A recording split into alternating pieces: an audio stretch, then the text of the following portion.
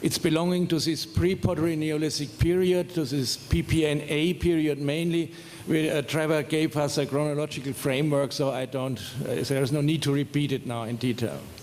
And for this period, the size of Gobeklitepe is very unusual. It's a mound with a maximum height of 15 meters of archaeological levels and a size of 300 by 300 meters. Visible here, the site on this image, of course. But it's not only its size, its position in the landscape, being on top of a limestone plateau. We will see it in further pictures, maybe more better, but you can recognize here's a natural limestone plateau and the artificial mound on top of it.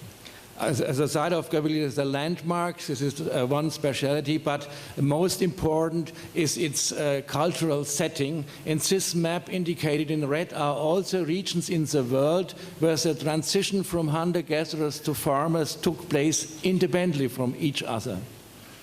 And we recognize that 9,000, it means 9,000 BC, of course, is the oldest date we can give here. So in the Near East, this transition happens first time in a world scale. And as we already have seen in some maps of Trevor, from this region, from this core region, the spread of this new way of life, the spread of the agricultural way of life was going quickly across Europe and not indicated in this map across the Middle East and North Africa. And this core region also has a name, Fertile Crescent. It's a name coined by an Egyptologist in the beginning of the last century because of its shape. So in the southern part there are the Arabian Desert, and in the north there are the range of the Taurus Mountains, the Zagros Mountains. So roughly it's a shape of a crescent, the most fertile regions of the Near East. And in this map indicated are only the most important sites of this Fertile Crescent and Gobeklitepe being located in the center of this region. And that this important transition from hunter-gatherers to farmers happened in this region, took place in this region, was not a surprise for us because natural sciences predicted it many, many years ago. Here in this map are indicated in several red lines the distributions of wild species, of wild plants, wild species, which later had been domesticated. And it's clear if you are domesticating a species, you have to have access to its wild form. And the green circle is an area where all these distribution maps have a common occurrence. And the site of Gobeklitepe is in the center of this green circle, which is the upper Euphrates and the upper Tigris region. Now, so it was the reason that this part we already heard from Trevor's talk, the hilly flanks of the Fertile Crescent, that in this part this important transition happened, was clear for several scientists, and mainly Robert Braidwood and Harley Champel here in this picture had starting research in this area in the 60s of the last century. They located many sites, many early sites belonging to this period.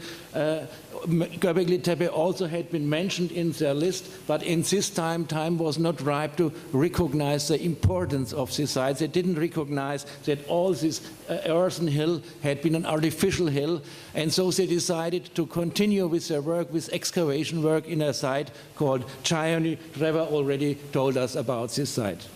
Fortunately, we have this map, an air photo done in '95 before we started with archaeological work. Maybe you can understand now a little bit better this landmark position on top of this limestone, of this natural limestone plateau. In these times there was only one tree, it's a wish tree, which is on top of the site, and no remains, no architectural remains had been visible.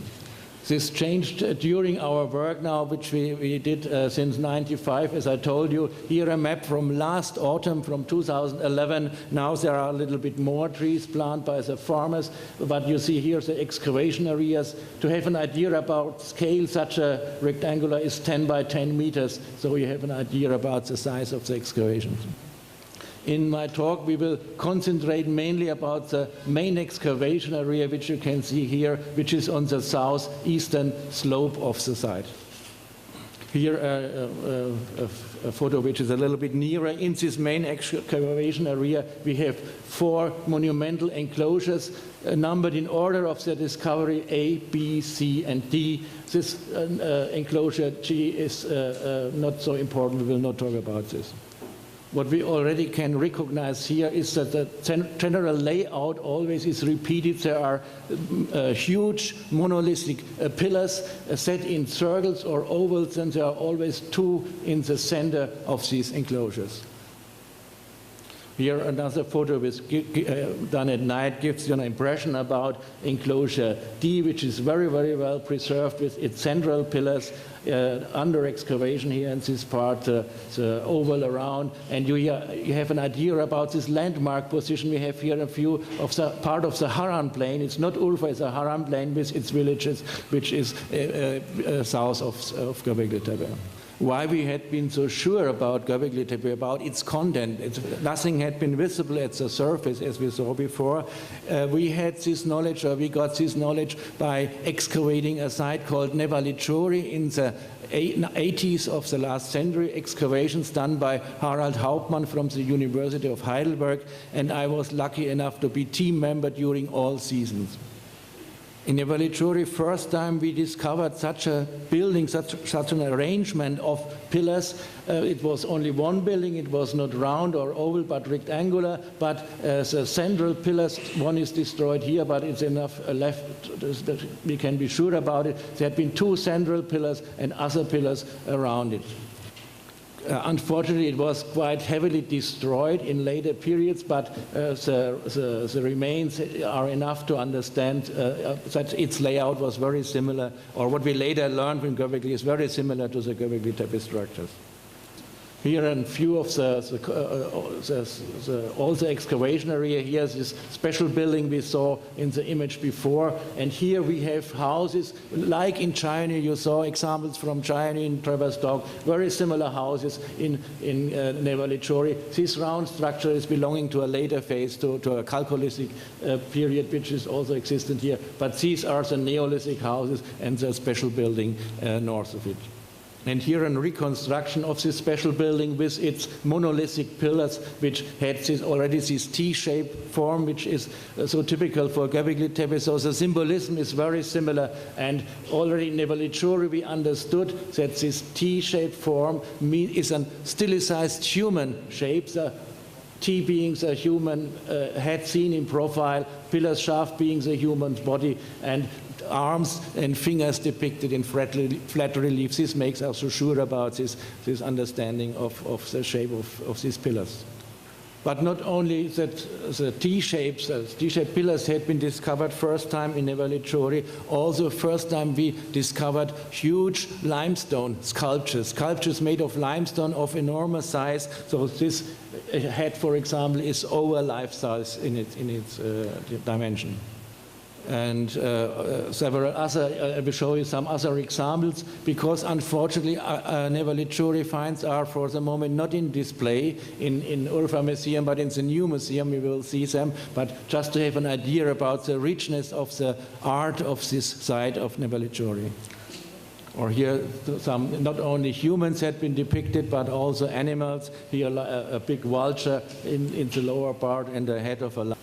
Or here's another example of a stone vessel decorated in flat relief, showing two human-like figures and a turtle-like animal here. Or another example of a limestone slab with an incision of maybe persons.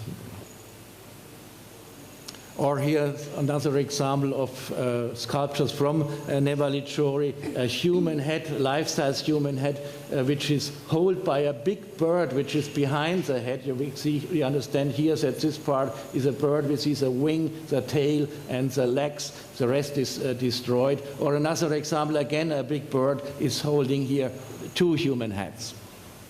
So it was clear from these findings from this Nevalicuri that in the Urfa region, that in the Upper Euphrates, Upper Tigris region, there is a new quality of Neolithic sites. And I give here now an example from Gobeklitepe, a piece which is in display in the Urfa Museum, where this kind of art, where this very exciting depictions had been now found in many, many other examples.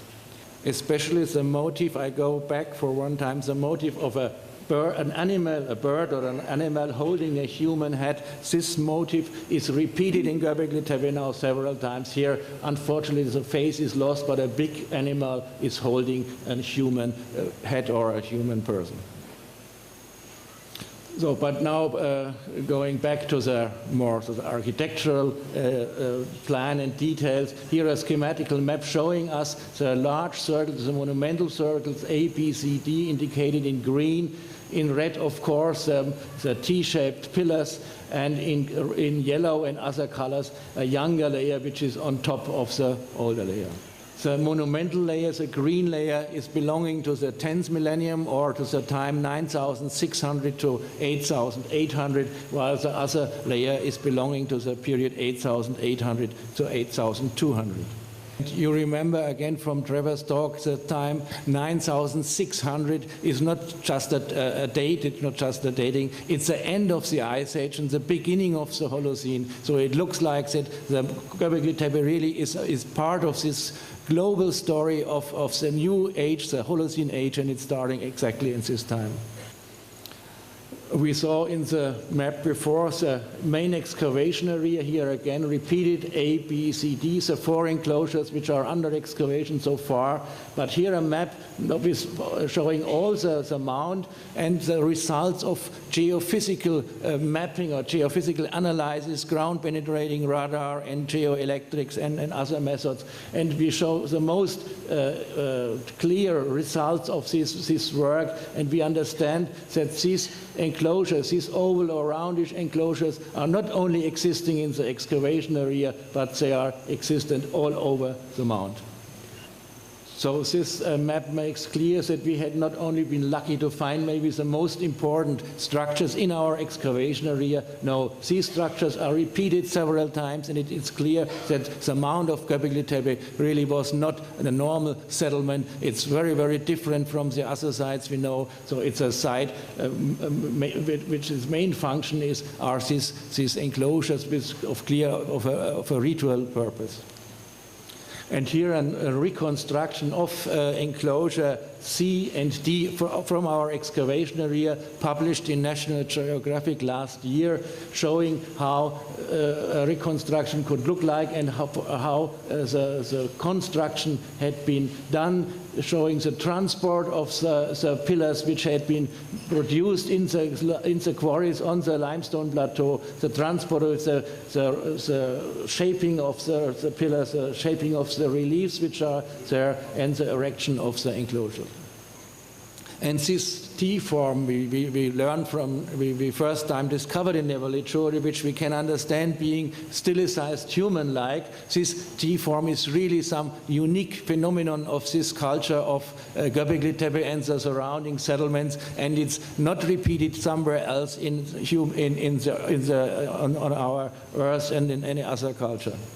The most similar form we can find when we are doing a survey all over the landscapes are the taulas from Menorca, but these are only roughly similar because the name taula, it means table, and they are really tables made of 2 stones, an upper part set on a shaft, so it's just a rough similarity. The Gobeklitepe pillars are always made from 1 stone and have a very, very different meaning.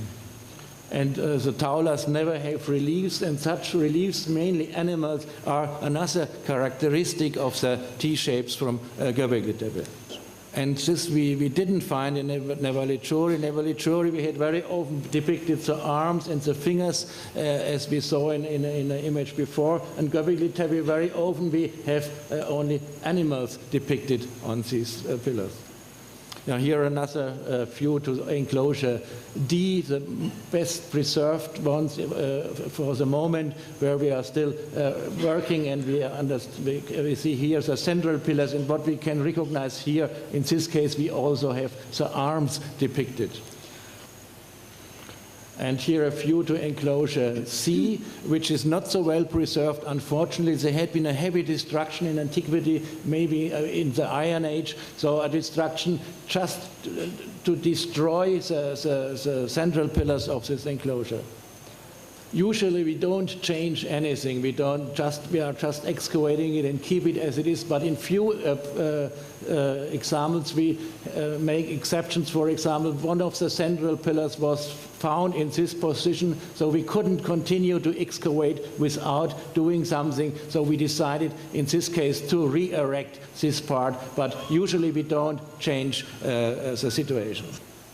This exception also includes these parts, these big fragments belonging to the eastern pillar, eastern central pillar, only to this one. The upper part of this one is still missing. So these parts, of course, had been moved during the excavation to be able to excavate this enclosure completely. And we did a laser scanning of these fragments and had been able so far to do a virtual reconstruction of these fragments. They all belong to the eastern central pillar, as I told you. We could do this virtual reconstruction coming to a height of 5 meters above the pedestals where the pillars had been set in. Yeah, and on the western pillar, the upper part is still missing, as I told you. Again, a relief of an animal, again, a relief of a fox. And to mention about the floor and the pedestals, we see here, it's a natural bedrock, very well smoothed, very well worked, and the pedestals are cut out of the bedrock. And in the back you see something we will see later, an image more nearer, a very, very fantastic find, and high relief on a pillar made from one stone and a flat relief below it. Here are some examples of the foxes depicted. The foxes are a very common motif. The animals depicted mostly are snakes. We will see other examples, but followed by foxes, which are a very common motif of the animal reliefs. The animals very often are depicted alone, as only one animal on one face of a pillar, but sometimes we have also combinations. Here, for example, a bull, a fox, and a crane. Or here in this image I show you the boars, which are again very often depicted, wild boars, of course. We know from the animal bones, from the archaeofauna, we don't have domesticated animals yet in Gobeklitepe. We have only wild fauna, and of course these are wild boars depicted here. And what we can understand, for example, from these depictions here, they are not it's not the same boar, it's on different pillars here with some birds, and that one with a fox. These reliefs only could be made by trained workmen. It's not work of everyone. It should be trained workmen who know a boar has to look like that image, and they could repeat it in many times. And some pillars have very, very fantastic combinations of motifs, not just an animal or 2 or 3 animals, but a combination of motifs. Here, for example, one pillar, pillar 43 from enclosure D, which is showing us really a scene or an illustration of something which is shown here. And here we have not only a big vulture, a big bird, a vulture clear, or other birds, we have also abstract motifs which are clearly not depicting animals. So we don't know what the meaning of these symbols is. Maybe this here is showing architecture or showing us architecture, but it's not clear, this interpretation, and there are animals set to each of these motifs.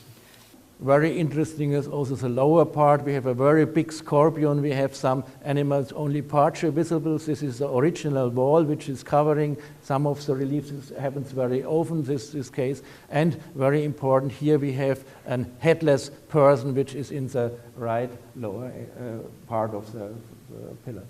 And the vulture and the headless person brings us again to Çatalhöyük. We saw examples from this very important site in the Konya plain in central Anatolia 2,000 years younger than Gobeklitepe, but still repeating motifs which first time are visible in Gobeklitepe.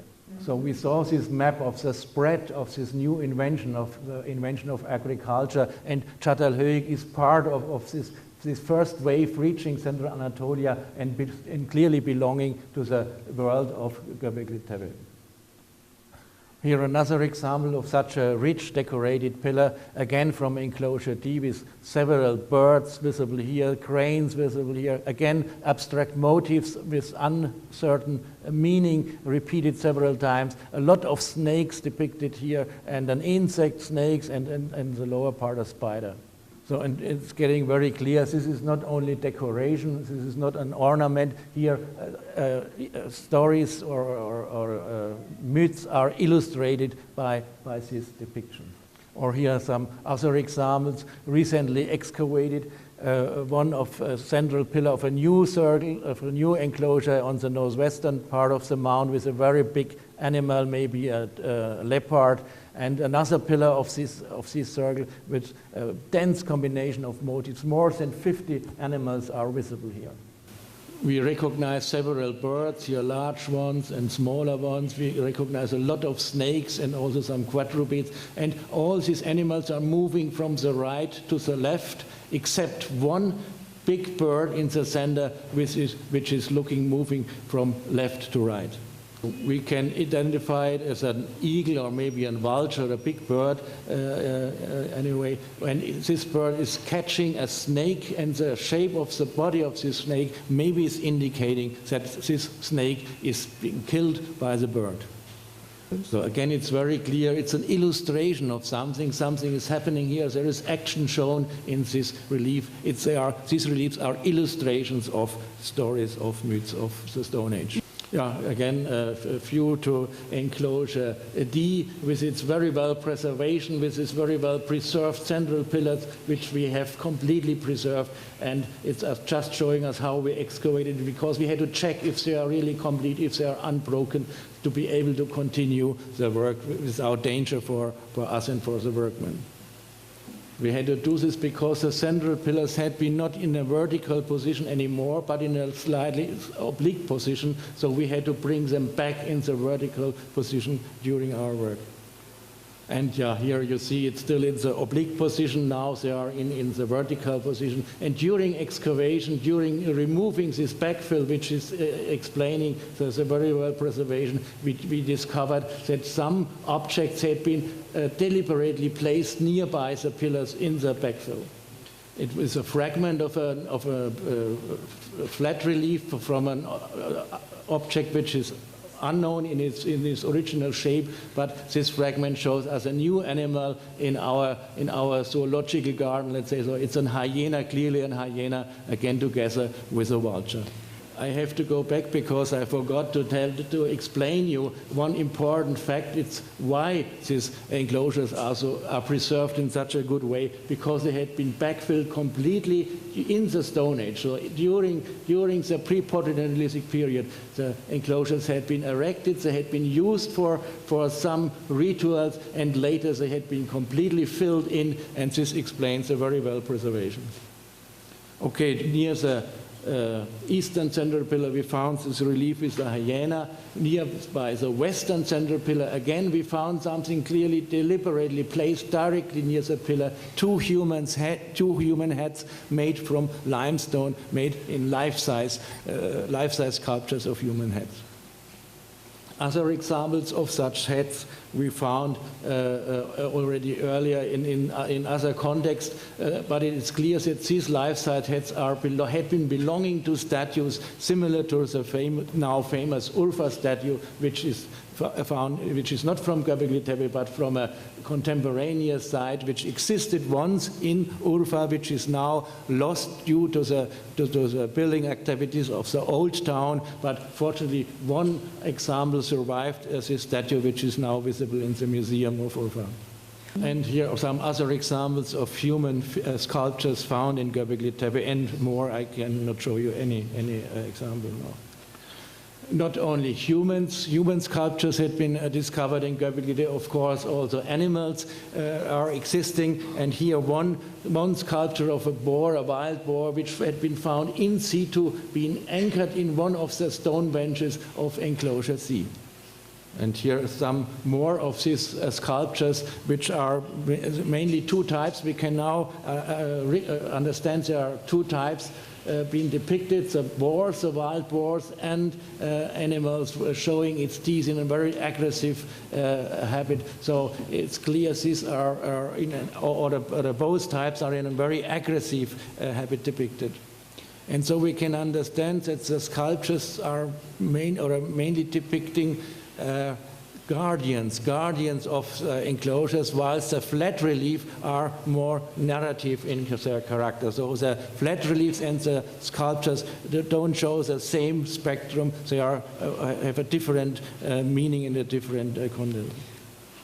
Guardians, for example, of the T-shapes. Here we have this example we already saw before, a high relief sitting on the stomach of this T-shape being made from one stone, a masterpiece of handicraft.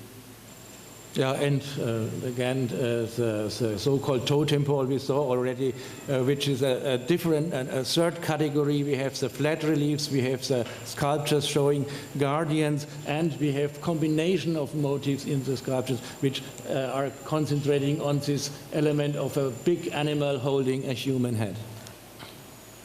Here, a collection of these motifs we saw from Nivellachori already, this example, and that one we have from Gobeklitepe, the same motif, big animal holding human head. This is a find of the recent campaign. For some weeks we discovered it. A big bird, again, very well visible, the wings and the breeze, again holding a head. And we're coming to another group of objects, of megalithic objects. We are unveiling at the side. We learned about the T-shapes, but there is a group of megalithic objects which can be reconstructed as being porthole stones, like this example from a grave from Western Europe, where we have quite similar porthole stones giving the access to the grave chamber in this case, and we can make the reconstruction that these porthole stones also had been used in the walls of the enclosures, giving access to the enclosure. And last season we found now an example really in this position, strengthens this reconstruction that they had been used in a vertical position in walls, giving access to something behind. And in this case, the first time we discovered that they could be also with flat reliefs showing, in this case, two foxes and a bull's head on top. And another example from a so far unexcavated structure. So you see here's a trench, and the walls are not reached, but just this very big porthole stone is visible for the moment.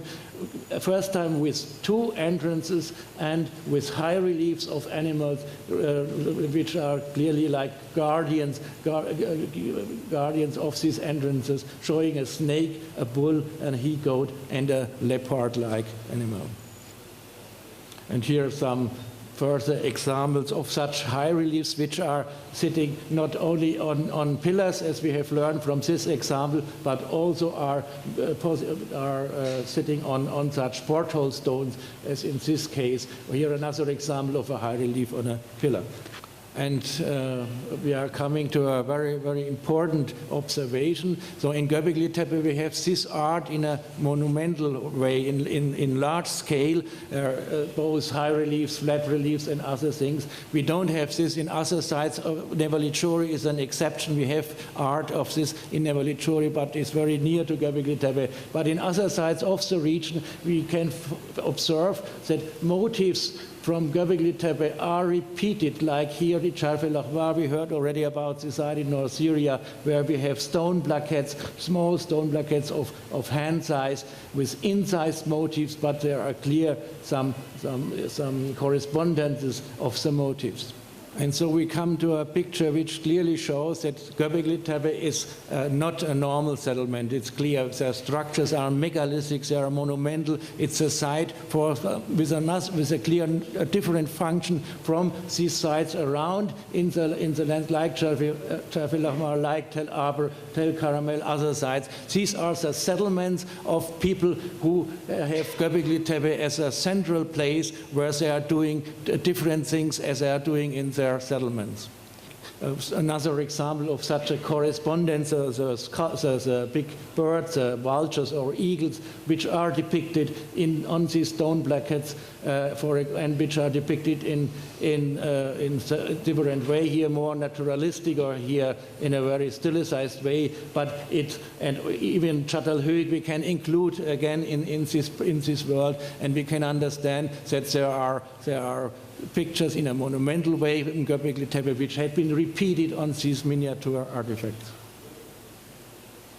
And we come to such a map which is showing Gobeklitepe here in the center, in red indicated sites where we know the symbolic form of the T-shapes also, but only Nevalicori is explored by excavations. There are some unexcavated sites around, but it's a region very close to Urfa, but in more distance we have sites which artifacts with motifs which are repeating motifs from Gobeklitepe. So we come to a map showing Göbekli in the center of something we can call the cultic community of Gobeklitepe, because these sites are clear in correspondence with the site of Gobeklitepe. And you remember the map I showed you at the beginning of my talk, the green circle done by the natural sciences, indicating the distribution of wild species of plants which had been later being domesticated, and it's nearly the same area, the same circle. And so we can understand that these people, these hunter-gatherers in Upper Mesopotamia, so we can call this landscape, southeastern Turkey, northern Syria, and also including parts of northern Iraq, that these people are not only inventors of agriculture, not only inventing the new way of life, are not only domesticating plants and animals, they also are inventing architecture and also monumental architecture. And so they are packing something we call Neolithic package, which includes all these inventions, these innovations, which makes their life now so different and which is so successful that it very quickly is spread all over the old world, over Europe, northeastern Africa, and the Middle East. Yeah, so we came to the end of my talk. It's time to say thanks to our team, which includes students and specialists, which includes the workmen from the nearby village of Öğrencik, and of course to say thanks to the General Directorate of Antiquities in Ankara, who gives us a chance to excavate these very, very important sites. And an Ahmed Yasman and to the audience to give us a chance to present you the results of our work.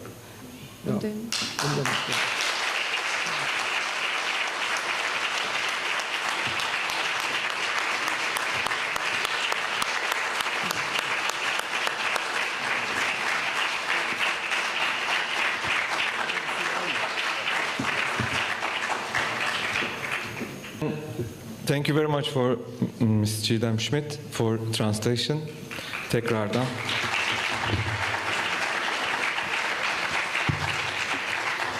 He's asking about the museum. Is it going to be a museum? Because we're lacking of the museum when we go to the site. We need to see pieces in the museum, so we cannot find it so much here.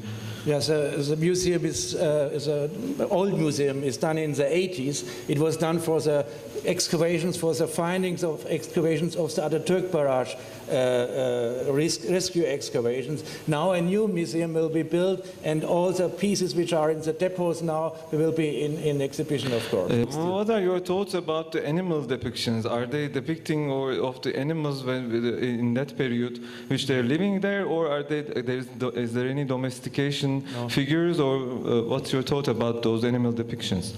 As the animals depicted all had been existing in this region, so we know it very well by the archaeofauna, which is very rich and which shows us wild cattle, wild ass, gazelles and red deer and wild boar. So everything which had been depicted was existing in this region, and it would exist if not humans wouldn't make it extinct. But we have also snakes, and we have insects, spiders, scorpions. It makes clear it's not the fauna depicted which they had been hunted. Something else is depicted. The animals with a specific meaning of myths, of stories of the Stone Age. This had been. Is it related with some emotion of fear? Yes, sure. For example, it's not a very peaceful surrounding, having all these snakes and spiders and scorpions. So it makes it similar a little bit to the Upper Paleolithic art known from the caves of, especially from France, which also are showing us animals which are not the animals being hunted, but which are part of mythological events which are illustrated with this picture. But there is one important difference to the Upper Paleolithic art. In the caves, we nearly don't see any human depiction, or when there are humans depicted, they are very small and unimportant. In Gobeklitepe now, the picture changed completely, because we have the T-shapes showing us stilized humans, and the animals are now attributes of this human life. Professor Schmidt, have you any estimate of how long it would have taken for the whole site to be constructed from start to finish?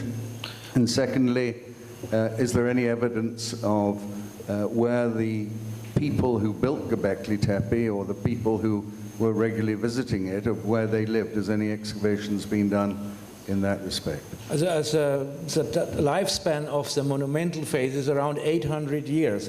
So we can be sure, or we are sure, they didn't construct all the things in one time, but step by step. Some enclosures had been constructed, some had been backfilled, new ones had been constructed, and this in a time span of 800 years. Regarding the monumental phase, it was a green phase in our map, and another 600 years for the later phase, when everything was getting smaller and reduced till zero, when the site had been abandoned around 8,000. It was a map I showed you before, so with the known settlements in the Upper Euphrates, Upper Tigris region. So maybe the people who constructed Gobeklitepe came from settlements like Nevalichuri, like China, which are quite close to the site, but maybe also from larger areas. But the site itself, it's not a normal settlement. There is not a population there. There is no access to water, for example. And what we are excavating doesn't show any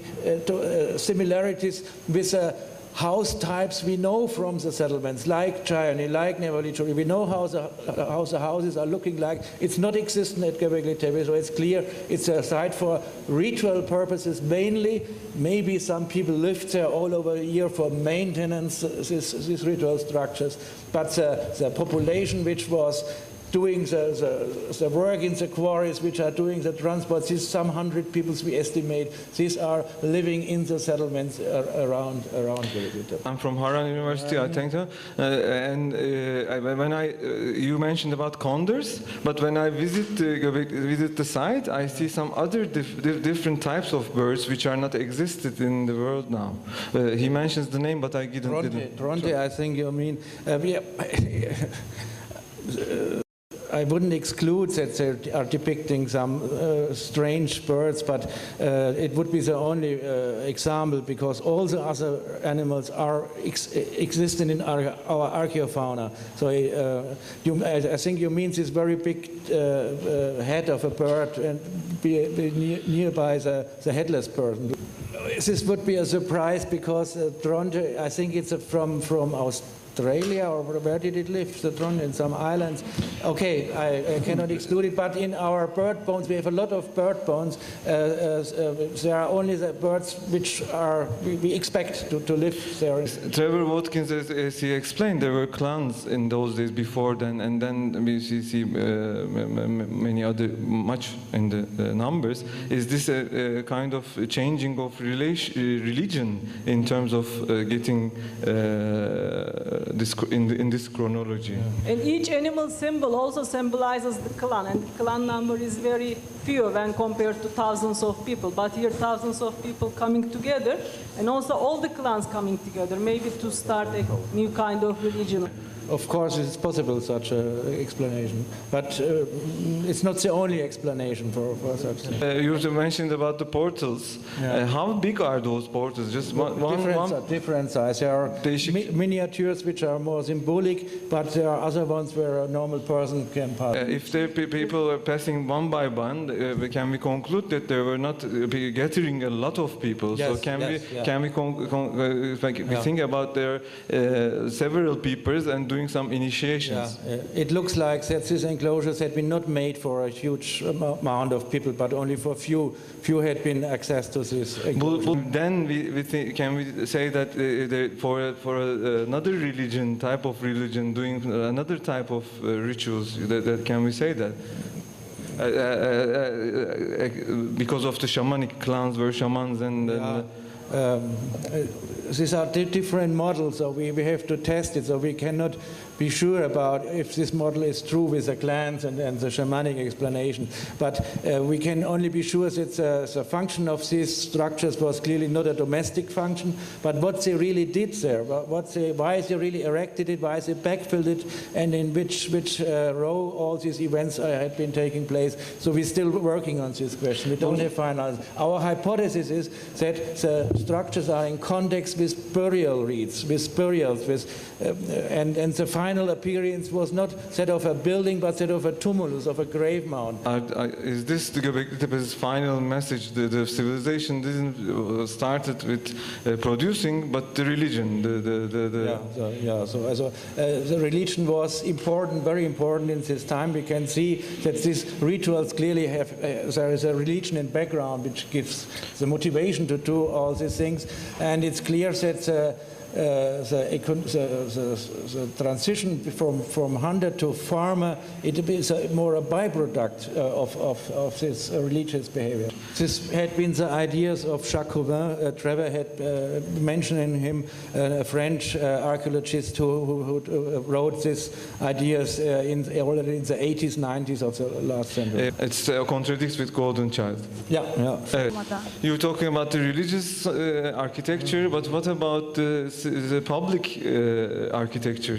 At the same period. It looks similar. So it's very common that public architecture and religious architecture are very near, or the religious architecture is copying public architecture. For example, the mosque is made for gathering, so they used a space, just an open space for gathering. So it's not a specific architecture. It's a specific architecture, but it's very similar to communal architecture. Or for example, the first churches, or the type of the basilica, one of the old church types, it was a market place. The basilica was used in Roman time, in pre-Christian times, for gathering many people.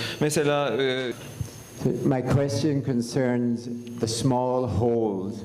As you enter the site on your right, I think it's enclosure E, there's dozens of small, very deliberate holes on the bedrock. Mm-hmm. First of all, are those important, and what might they mean? And also on top of the T forms, there are small indentations that look somewhat deliberate. Yeah, these cupholes, they are existing in several types and several situations. So maybe they don't have all the similar functions. So on top of the pillars, we have such cupholes. Maybe they had been done after the backfill, when the upper part of the pillar had been visible, done to make offerings there. But the cupholes in the bedrock maybe have a different function. In enclosure E, where we have such a field with cupholes, maybe it's just a technique to work in the bedrock, to make such pits in the bedrock. So it looks like that there are several functions of these cupholes. Hi, I will have two questions. One is, if I'm not mistaken, the circular structures are waterproof at the floor, like at the base. Is this so, and how could you interpret this? The second is the artifacts on the megaliths or in the sites has been deteriorated by each layer. meaning the later ones who built on top of it didn't make as good art structures, I think. So is this the fading away of the collective memory, or how do you interpret it? Maybe I misunderstood your question. The artifacts are showing us a collective memory, but what was about the stratigraphy? Okay, if I'm not mistaken again, there are layers of different civilizations, like 500 years later there's another one or whatever. So on each layer, the one on the very bottom is the most beautifully done.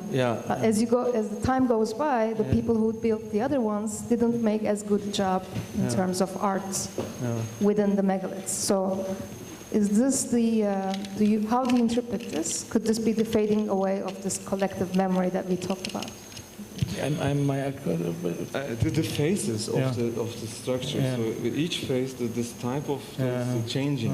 So is there any decline of the description? So we have two main phases, a monumental one and the younger one, and it's clearly a decline visible. So, but we are not sure if all the green layers, the oldest layer so far, is really the earliest ones. So the mound is quite large, and we are not sure if maybe there are older layers existent which we didn't excavate so far. So, but what we see is this monumental phase with its rich art and a decline in the 9th millennium in the later phase till zero. So we have few pillars or small pillars. We have few reliefs depicted on them, and also the limestone sculptures are getting fewer and fewer. So it's a clear decline. The waterproof. The first question was. How was the first question? Are there floors that waterproof? Yes. And how do you interpret? So we have these bedrock floors which are clear waterproofed and which always also have a little. They are inclined, so the water is running out of the enclosures. And what we have later is not the bedrock, but what we call terrazzo. In China, it was discovered first time. This kind of concrete, of artificial concrete. In Nevellichori, this building had a terrazzo floor. In Gobeklitepe, we have many terrazzo floors in the in the younger layers.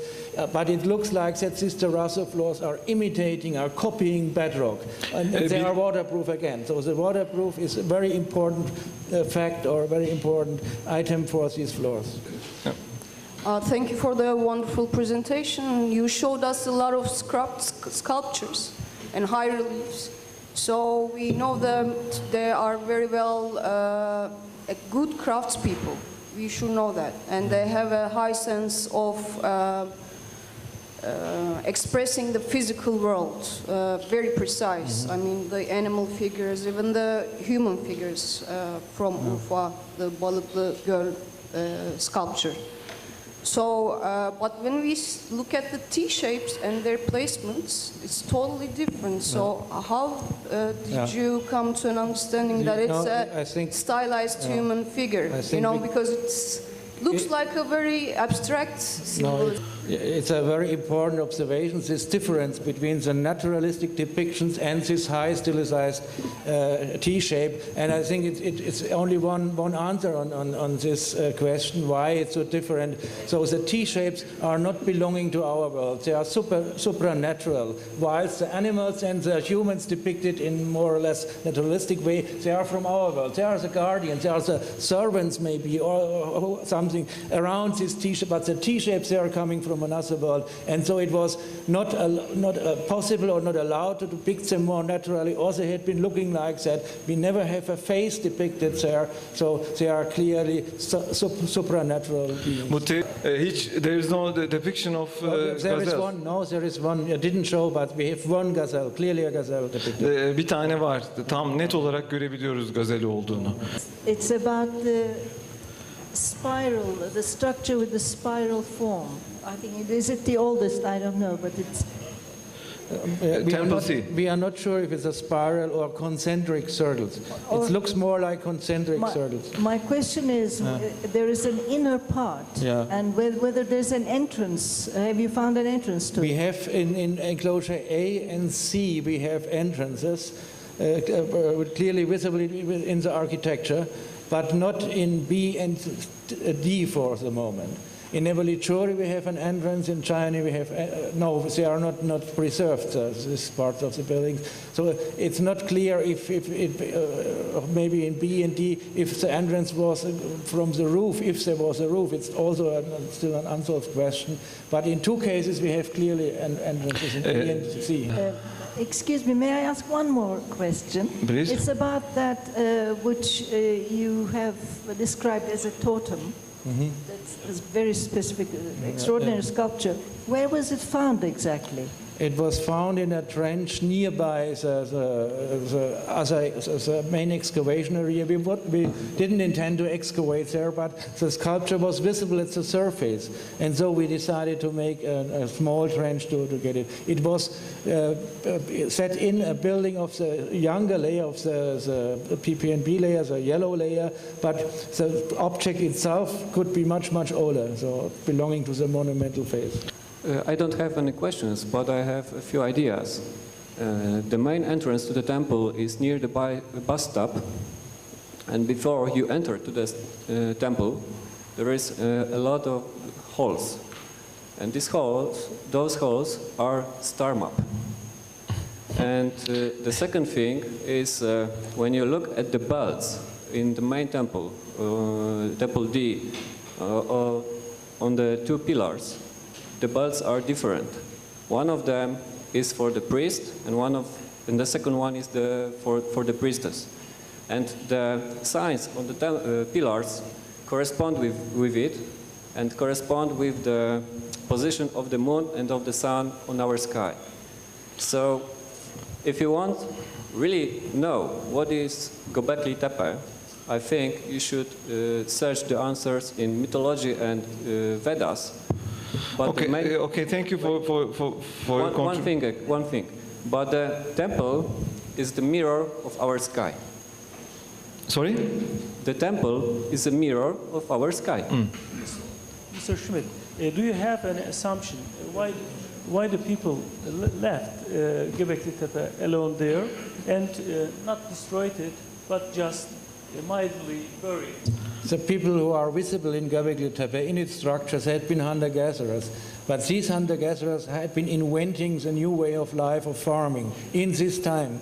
And it seems like very probable that after this invention really had been successful, after the people changed themselves from hunter to farmer, also their spiritual world changed, and they didn't need any more Gobeklitepe. So it was just abandoned, left, and never being reused. Is the possibility there that the two pillars in the center symbolize the genders, man and woman? And there are, as far as I have seen there are 10 columns, 10 pillars, and in the middle 2, mostly. In enclosure D we have the two central pillars with belts and loinclothes, but wearing belts, that's important. So the loinclothes don't show us the sex of these beings, but wearing belt, we know from figurines, this should be male, both should be male. It would be very easy to indicate if one male and a female would be there. So it doesn't look like that is a couple, it's just two males in the center, and also it's high probable that all the other ones are also meant male. So we don't have female symbolism in Gobeklitepe. It's not at all. No. Yeah. It doesn't mean that in the spiritual world of these people, females had been not existing and not important. But the rituals or the function which had been done in Gobeklitepe, the function of Gobeklitepe, was a function where female symbols had been not important.